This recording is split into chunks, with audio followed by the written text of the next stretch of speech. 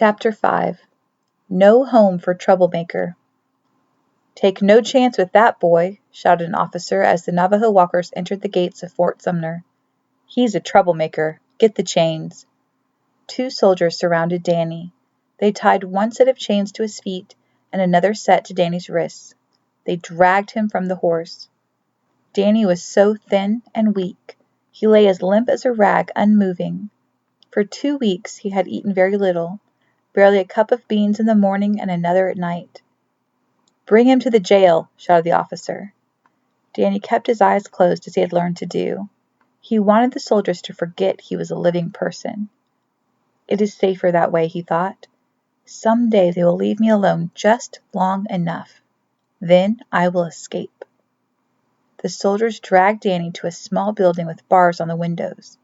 The officer banged his fist on the wooden door. "We have a prisoner for you," he shouted. The door opened and a scruffy, gray-haired man in civilian clothes stepped out. "I don't think so," the old man said, spitting a wad of chewing tobacco at the officer's feet. "You think just because we have all these Indians roaming around the fort that I gotta have one living in the same house as me?" "This ain't no house," said the officer. "It's a jail. This boy is a troublemaker. He belongs in jail." "It might be just a jail to you, but I live here," the old jailer replied, "and I'm not going to have no Indian stinking up my house." "What should I do with him?" asked the officer. "Do what we should have done with every one of these savages. Take him out in the desert and shoot him. Let the buzzards fight over his bones," he said, stepping inside and slamming the door. Danny heard every word. He saw the jailer look at him and spit on the ground. He saw the snarl on his face, the hatred in his eyes. He wanted to drive his elbow into the stomach of the soldier holding him. He wanted to fling the chains against the face of the officer. And when he fell to the ground, he wanted to stomp him. "Now is not the time," he told himself. "If I try anything, they will shoot me. They'll drag my bleeding body to my family. I have to stay in control." Danny took a deep breath and didn't move a muscle. The jailer opened the door again. "There's a wagon leaving soon for Fort Davis over in Texas," he said. "They keep rebel prisoners there. They'll take 'em. They've got plenty of guards.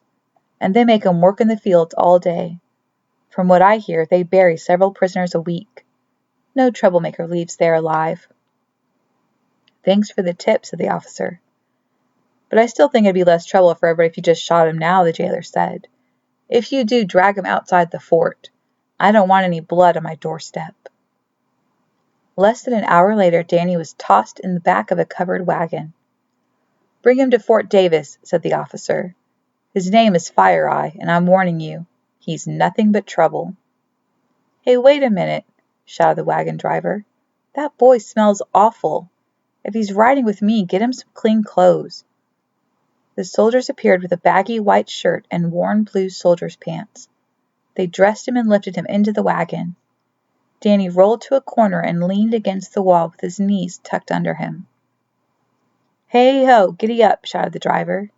The mules leaped forward, the wagon shook, and Danny fell flat on his face. He lay still for a moment and felt the pain flow through him. "That was dumb," he said to himself. "I can sit smarter than that." He wriggled himself upright and stretched his legs forward. For the next several hours, though the wagon jumped and rattled, Danny felt more alive than he had felt since the soldiers arrived. He closed his eyes. In his imagination he saw the smoke rising from the cornfields. He heard the cries of his sheep as the soldier cut their throats. He saw the look on his mother's face as the soldiers took him away. "I will see you again," he said, "some day." At noon on the first day, the driver pulled the wagon by the roadside. He dragged Danny to the rear of the wagon and lifted him to his feet. "Go ahead there, boy, sit down," he said, pointing a rifle at Danny. "Time for lunch." The driver seemed to like having someone to talk to, even though he knew Danny didn't understand anything he said. "I'm keeping your leg chains on," he said, "but ain't no need for your hands to be tied. You ain't going nowhere." He loosened Danny's wrist chains and tossed them in the wagon. Danny rubbed his wrists and nodded at the driver. He still couldn't look him in the eyes. The driver was nice to him, nicer than any white man had ever been. But he was still white, like the soldier who shot Mr. Begay, and Danny didn't trust him. "I hope you like dried beef," this driver said. "That's all we got for now." He handed Danny 2 thick slices of dried beef. Danny took his first bite and almost spit it out. The beef was as hard as tree bark, but a sweet, warm taste soon filled his mouth. Danny nodded a thank you to the driver. He bit down on the beef and ate his first meal ever with a white man. That night and every night for the next week, the driver made a campfire. He cooked a small pot of beans in boiling water. "Just beans, ain't got no meat," he said, handing a bowl to Danny. The days crawled by as slowly as a sleepy turtle.